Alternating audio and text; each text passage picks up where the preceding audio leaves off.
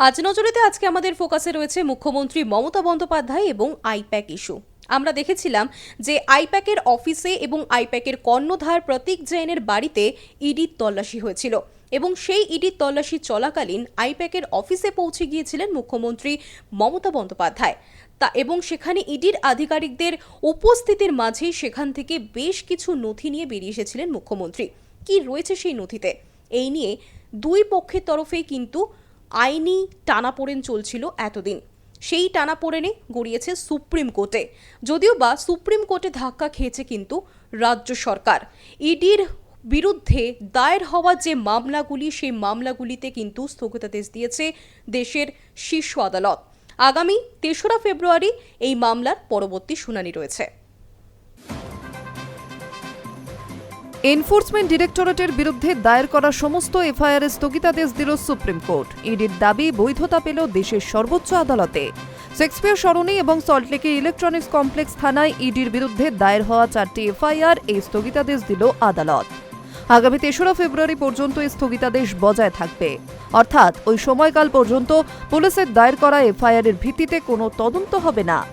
আদালত জানিয়েছে, উপযুক্ত অনুমতি এবং নথি নিয়ে কেউ তদন্ত করতে চায় তাহলে তাদের উদ্দেশ্য নিয়ে প্রশ্নের জায়গা থাকে না। গোড়া থেকে ইডি দাবি করছিল, যেভাবে তদন্তকারী অফিসারদের বিরুদ্ধে কলকাতা পুলিশ এবং বিধাননগর পুলিশ এফআইআর দায়ের করেছে তা উদ্দেশ্য প্রণোদিত। নিয়ম মেনেই তদন্ত করতে গিয়েছিলেন ইডির অফিসাররা। তথ্য নষ্ট করতে, ইডির অফিসারদের হেনস্থা করতে পুলিশ এফআইআর দায়ের করেছে।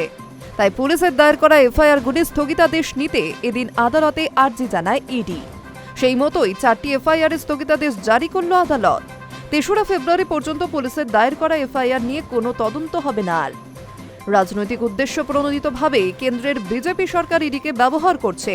তাদের নির্বাচনী তথ্য হাতিয়ে নেওয়ার চেষ্টা হয়েছে বলে গোড়া থেকে দাবি করে আসছিল তৃণমূল কংগ্রেস। যদিও ইডির দাবি ছিল, রাজনীতির সঙ্গে তাদের তদন্তের কোনো সংযোগ নেই, কয়লা পাচার নিয়ে তদন্ত চলছে।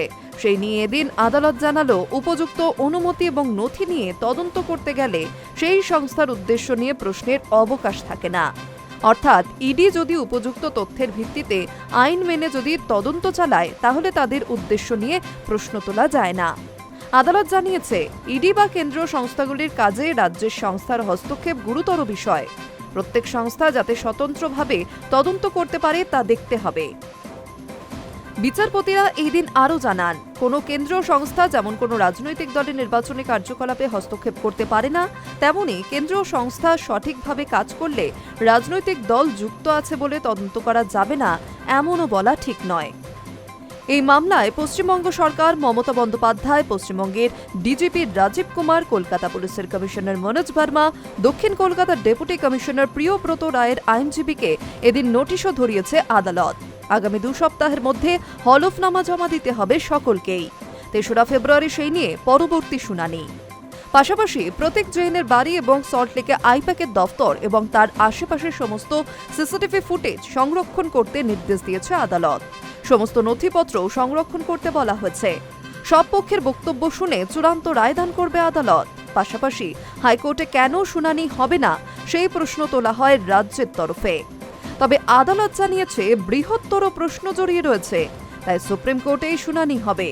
যদিও কল্যাণ বন্দ্যোপাধ্যায়ের বক্তব্য, হাইকোর্টে তো ওরাই গিয়েছিল, আমরা তো যাইনি। তাদের কাজে বাধা দেওয়া হয়েছে বলে অভিযোগ তুলে আজ পশ্চিমবঙ্গের বাইরে থেকে সিবিআই তদন্তের দাবিও জানায় ইডি। রাজ্যের ডিজি এবং আইপিএস অফিসারদের সাসপেন্ড করার যে আর্জি জানিয়েছিল ইডি, এদিন তা গৃহীত হয়নি আদালতে। হাই নিউজ নেটওয়ার্ক।